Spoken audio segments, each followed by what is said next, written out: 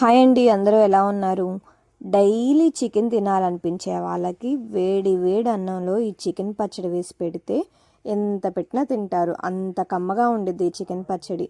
దీనికోసం ఫస్ట్ లవంగాలు, యాలుక్కాయలు, చెక్క, ధనియాలు, ఆవాలు, కొన్ని మెంతులు బాగా వేయించుకొని మిక్సీ బట్టి పక్కన పెట్టుకోవాలి.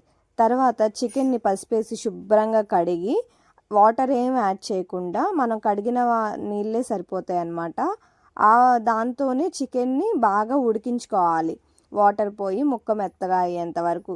తర్వాత ఉడికించుకున్న చికెన్ని వేడి వేడి నూనెలో లైట్ బ్రౌన్ కలర్ వచ్చేంత వరకు వేయించుకోవాలి.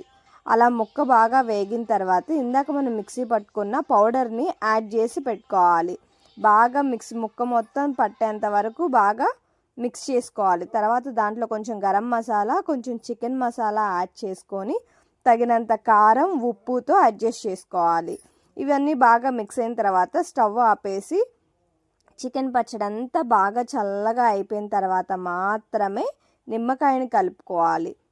లేదు అంటే ముందే కలిపేస్తే చేదొచ్చేసిద్ది అనమాట.